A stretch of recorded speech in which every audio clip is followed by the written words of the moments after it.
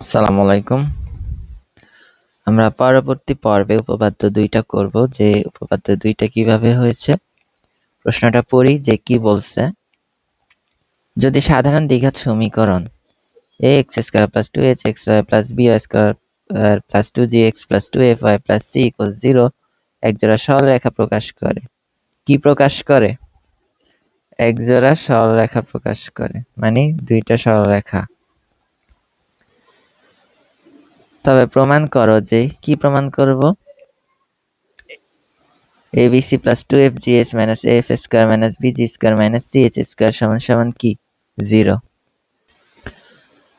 এটা আমাদের প্রমাণ করতে হবে। আবার আরো প্রমাণ করতে বলছে যে রেখাদ্বয়ের ছেদবিন্দুর কি স্থানাঙ্ক চাইছে। রেখাদ্বয়ের ছেদবিন্দুর স্থানাঙ্ক, তাহলে কি কি, যেহেতু একজোড়া সরলরেখা প্রকাশ করে তাহলে আমাকে এটা সমান সমান 0 এবং ছেদবিন্দুর স্থানাঙ্ক নির্ণয় করতে হবে। ওকে, আমরা আগাই দেখি কিভাবে করব। প্রমাণে আসছি। তো মনে করি সাধারণ দ্বিঘাত সমীকরণ তো লিখলাম, যেটা আছে এটা 1 নাম্বার দিলাম। দুইটি সরলরেখা প্রকাশ করে এবং ওই সরলরেখা দ্বয় পরস্পরকে আলফা বিটা বিন্দুতে ছেদ করে ধরলাম। কোন বিন্দুতে? আলফা বিটা বিন্দুতে ছেদ করে। এখন অক্ষদ্বয়ের দিকের কোনো পরিবর্তন না ঘটিয়ে দিক আগের মতো থাকবে, কিন্তু মূল বিন্দুকে সরায় দিব। স্থানান্তরিত করলে নতুন অক্ষদ্বয় অনুসারে এই যে 1 নাম্বার সমীকরণের পরিবর্তিত আকার হবে। এই যে এটা 1 নাম্বার, এটা পরিবর্তিত আকার কি হবে? x কি হবে? x plus x1 plus alpha না? এই যে x এর জায়গায় আমরা x প্লাস আলফা দিলাম, y এর জায়গায় কি দিলাম? y প্লাস বিটা। সেই শুধু x এর জায়গায় x প্লাস আলফা, y এর জায়গায় y প্লাস বিটা দিয়ে আবার একটা সমীকরণ নির্ণয় করলাম। এরপরে আমরা এটার সূত্র করলাম, সূত্র করে গুণ করলাম ax square plus 2hxy plus by square. তবে এগুলা গুণ দিলাম, গুণ দিয়ে 2x কমন নিলাম, তাহলে a alpha plus h beta plus g হচ্ছে 2a কমন নিলে 2h alpha plus b beta plus f হচ্ছে, আর এই দুইটা পাচ্ছি। এরপরে b y প্লাস বিটা স্কয়ার থেকে আমরা পাচ্ছি, আমরা সবগুলা ভাঙবো। ভাঙার পরে ax স্কয়ারের এক পাশে লিখলাম, 2hx লিখলাম, এরপরে by স্কয়ার লিখলাম। by স্কয়ার কোথা থেকে পাইছি? এখান থেকে পাইছি।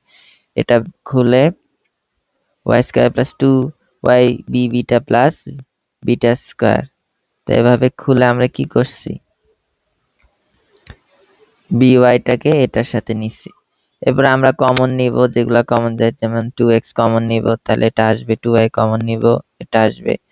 তারপরে alpha square plus 2h alpha beta আসে, আবার b বিটা স্কয়ার আসবে। b বিটা এখান থেকে পাইলাম, এই আলফা স্কয়ার এটা থেকে পেলাম, এই আলফা গুণ করে 2h আলফা বিটা পাবো।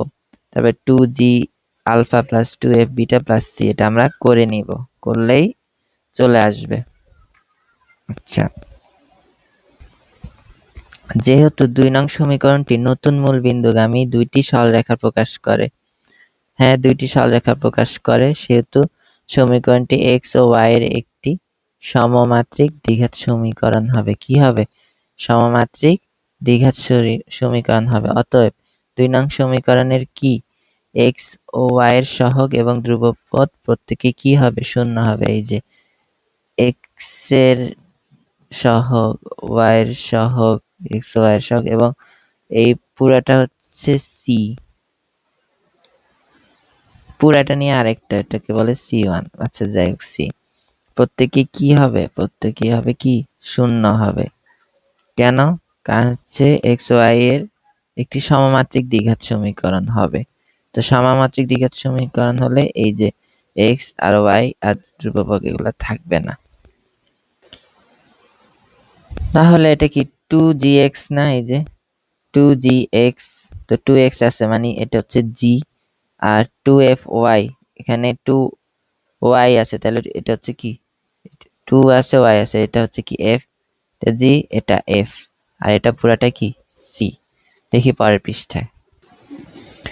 এখন তো ওই g সমান সমান 0, f সমান সমান 0, আর ধ্রুবক সমান সমান 0, কারণ এটা তো আমরা আগেই বলছি যে প্রত্যেকে কি হবে, শূন্য হবে। তাহলে এটা সমান 0, এটা সমান 0, আর পুরাটা সমান কি 0 না? এটাই লিখছি আমরা এখানে।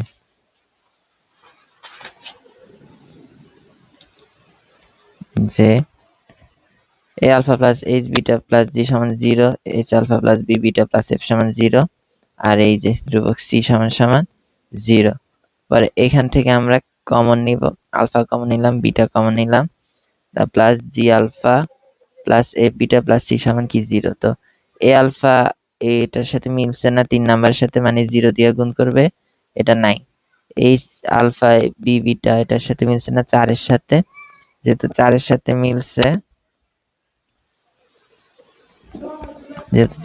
মিলছে, সেই ক্ষেত্রে কি এটাও নাই, 0 বসালে শুধু কি থাকে, G alpha plus F beta plus C.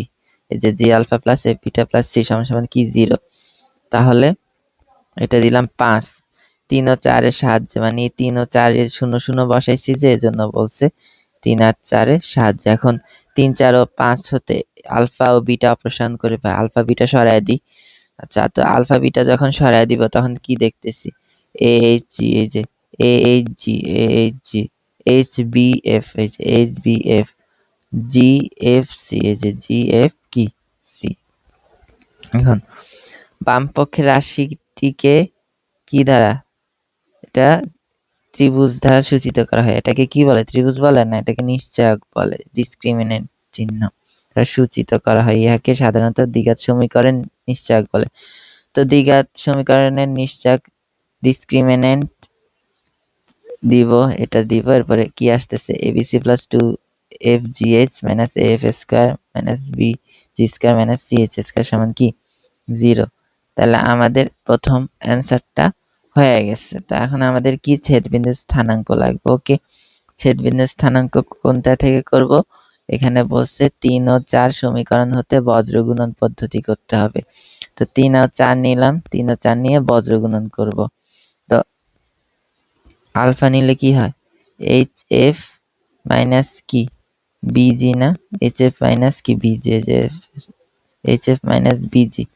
তারপরে এবার যদি বিটা নিই, কি এক্ষেত্রে কি হয়, মাইনাস হয় না, কারণ এর পরেরটা মাইনাস হয়। তাহলে এফ মাইনাস এইচ জি, কিন্তু আমরা কি করছি, মাইনাস কমন নিছি। তো মাইনাস কমন নিলে মাইনাসে মাইনাসে প্লাস, সেই ক্ষেত্রে জিএসটা বামে চলে আসে, এফটা ডাইনে এসে মাইনাস হয়ে যায়।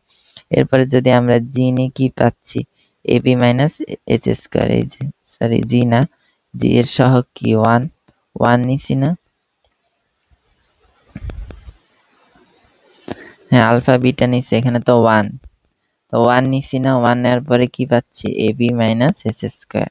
ওকে, তো যেহেতু এই তিনটা সমান এটা লেখা যায়, সেই ক্ষেত্রে যদি আলফাটা নিই, আলফা নিলে কি হচ্ছে আমার, এই এবি মাইনাস এইচ, এই যে আলফা নিলে এইচ এফ মাইনাস বিজি উপরে উঠে যাবে, এই যে H F minus BG divide by AB minus H square. এরপরে যদি এখানে বিটা নেই, বিটা নিলে জিএস মাইনাস এফ উপরে উঠে যান, এই যে GS minus F AB minus H square. সুতরাং তাই আমাদের এই বজ্রগুণের পদ্ধতিতে আমরা ছেদবিন্দুর স্থানাঙ্ক নির্ণয় করতে পারি। তাহলে আমাদের সমীকরণটা প্রকাশ হয়ে গেল, শর্ত এবং ছেদবিন্দুর স্থানাঙ্কটা কি প্রমাণ হয়ে গেল। ভিডিও পর্যন্তই, আল্লাহ হাফেজ।